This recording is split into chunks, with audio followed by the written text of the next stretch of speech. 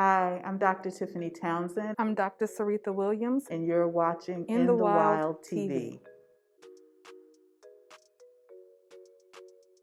Wow, it really does provide a foundation for how I view myself. I mean, it really does help to provide my identity to know about, as you say, Black excellence and know all that many of my ancestors have had to go through and still been able to come through and not just survive but thrive. Because my area is African American and African studies, when I was an undergraduate, when I was a grad student rather, I used to teach Swahili.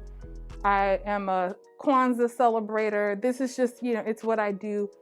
And it was always around me. But the fact that even in a city like Gary, Indiana, a historic city like Gary, Indiana, where the National Black Congress met and convened in that city, we still didn't learn about African Americans. It took me going to high school to actually get into it, and I really appreciate my teachers for just kind of giving me additional things. But I lived in the library.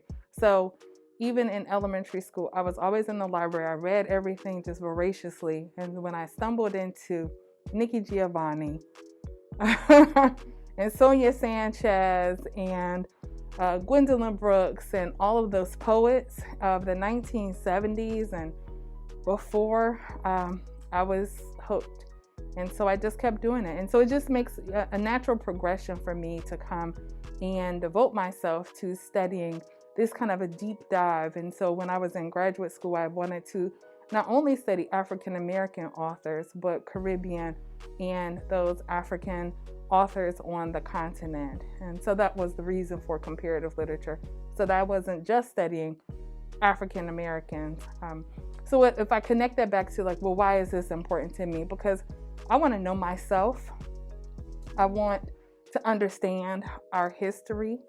I want to be able to speak knowledgeably about African American experiences and Black people's experiences wherever they are in the diaspora. And I want to celebrate us. I mean, this is good stuff, it feeds my soul. It's everything that I need. Whenever I struggle or whenever I feel like things are getting too difficult, I think back on all those who have come before and all they've had to overcome. And I just say, please. And I keep going. So it really does provide that grounding and foundation for me. It has provided a model for me to strive for, the foundation for me to keep going.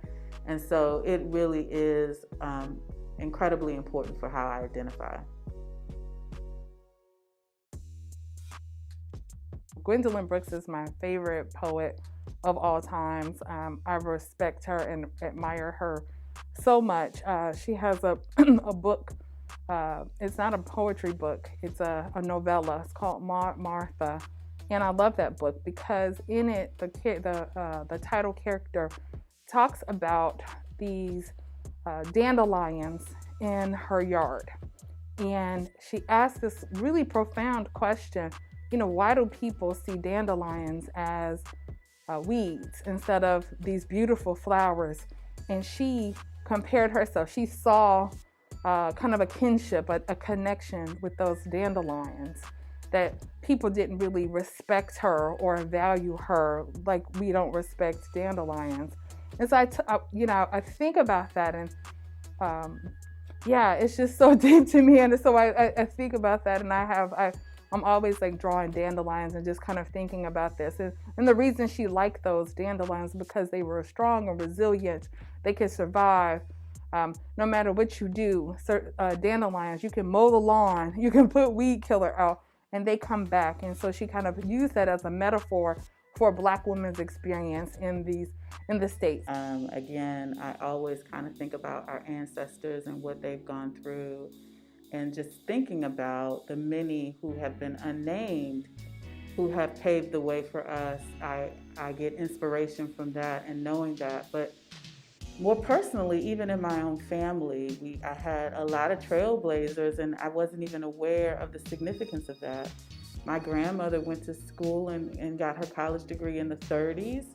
and went on to get her master's degree at a time where many African Americans weren't even able to get a high school education. And she went on to marry someone who also had a master's degree and became a mathematician and one of the first in the federal government. And so I kind of grew up around what you called Black excellence, and I wasn't even aware of what they were doing or even what they had to go through in order to achieve what they were able to accomplish. And so just thinking about my family, Clyda Dantzler, who's my grandmother, my grandfather, Vernon Dantzler, and the model that they provided for me. And then obviously there's so many out in the world and in our history.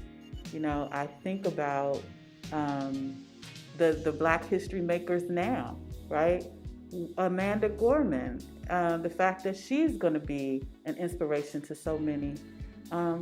Obviously, Kamala Harris are folks that we can look to, and Michelle Obama. And so there's so many Black women, there's so many Black figures in our history that have paved the way and have provided models for how we can get through a lot of struggles, but not just survive, but to thrive. And so I look to them, and I know that I stand on their shoulders, and I'm very grateful.